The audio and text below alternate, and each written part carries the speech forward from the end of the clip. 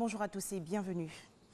En Côte d'Ivoire, un conseil des ministres va se tenir aujourd'hui au palais de la présidence dans la commune du Plateau. Cette réunion sera dirigée par le président de la République, Alassane Ouattara. Plus de précisions dans nos prochaines éditions.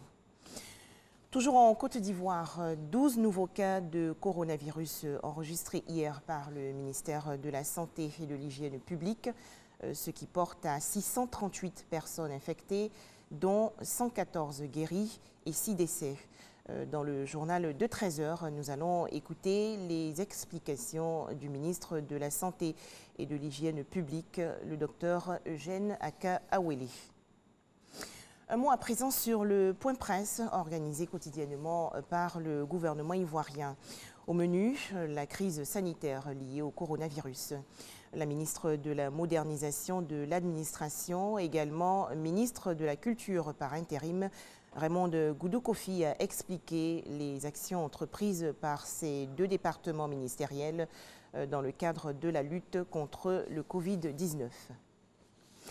Direction à présent Bouaké, dans la région centre du pays. Dans le cadre de la lutte contre le coronavirus, les autorités municipales ont lancé récemment une vaste opération de désinfection des marchés de la ville.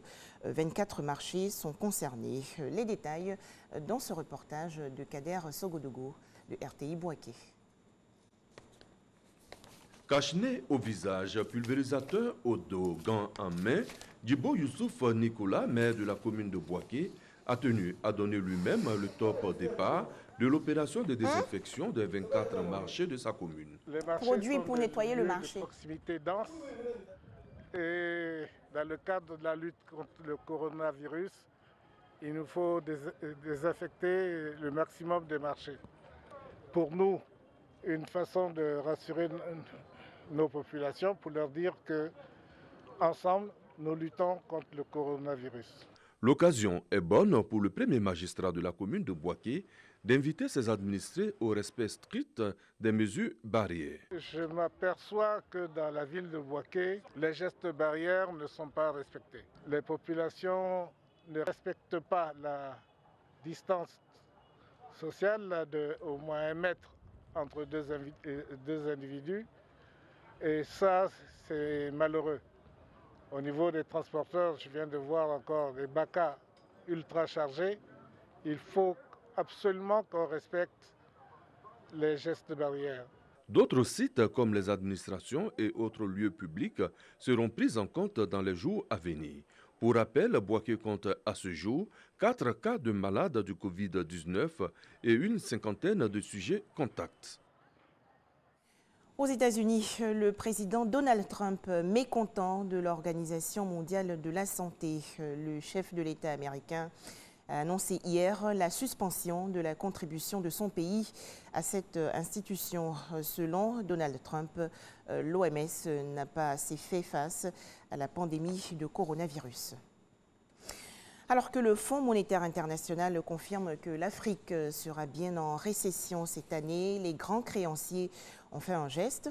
Ils ont décidé de geler le service de la dette pour un groupe de 76 pays, dont 40 pays africains, ce qui va leur permettre de consacrer leurs ressources budgétaires à soutenir l'économie de ces pays. Ce moratoire ne signifie donc pas une annulation. Et sur le continent africain, cette décision est saluée, mais suscite aussi des réserves et déceptions. Enfin, l'actualité en France. 1 an après l'incendie qui a ravagé la cathédrale Notre-Dame de Paris, l'édifice est toujours en danger.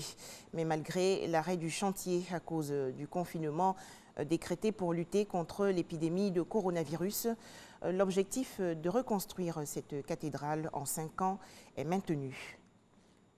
Voilà, merci de nous avoir suivis. 13 h, le journal.